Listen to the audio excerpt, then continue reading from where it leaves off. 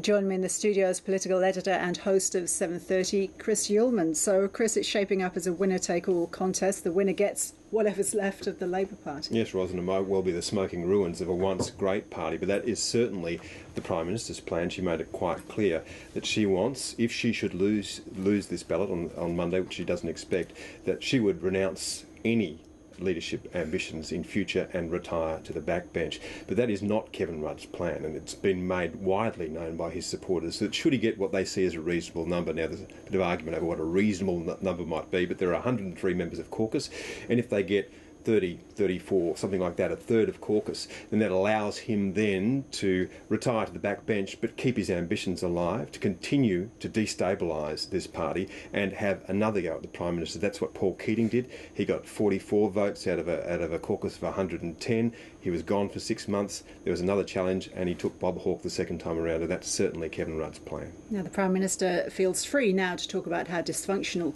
she felt the government under Mr Rudd was. Here's a little of what she had to say this morning. Kevin Rudd, as Prime Minister, always had very difficult and very chaotic work patterns. In my view, Kevin Rudd is an excellent campaigner, and he was an excellent campaigner in 2007. Indeed, a remarkable campaigner in 2007. But government requires different skills. Government requires consistency, purpose, method, discipline, inclusion, consultation. It requires you to lead a big team and to lead it well. Kevin Rudd, as Prime Minister, struggled to do that, and by the days of 2010, that struggle had resulted in paralysis in the government.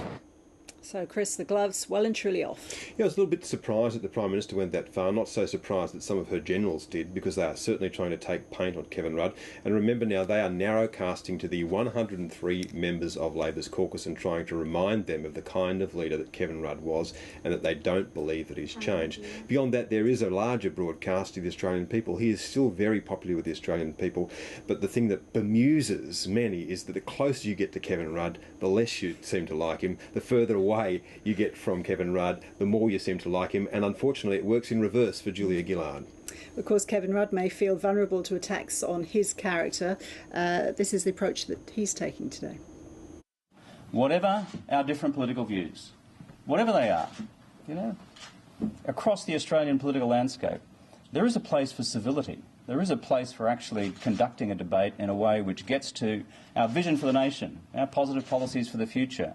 And sure, there are tough questions about individuals, but hooking into one another in highly vicious personalised attacks, I don't think is Australian, and I don't think we should be part of that. And folks, as they say in the classics, I've got a zip. Thank you.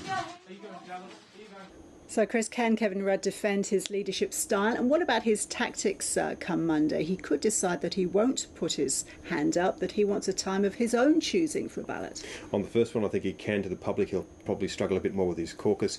And I think he has to now challenge. I don't think that he can go beyond that. The speech that we saw in Washington was one of a challenger. I expect that he'll announce over the weekend that that's what he's doing. All right, Chris, great to talk to you. Thank you. Thanks, Ross.